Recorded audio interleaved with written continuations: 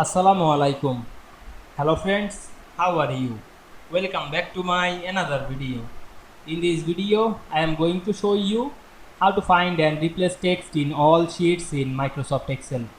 Let's get started. At first, you have to open your Excel workbook. Now you want to find and replace the all text. At first, go to the home menu. Select the find and select drop down menu. Choose the find option. Then write any text. Now I am write a text.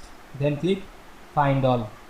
We can see here many text we find it. Then we want to replace the text, click the replace option and write your replace text. Then click replace all.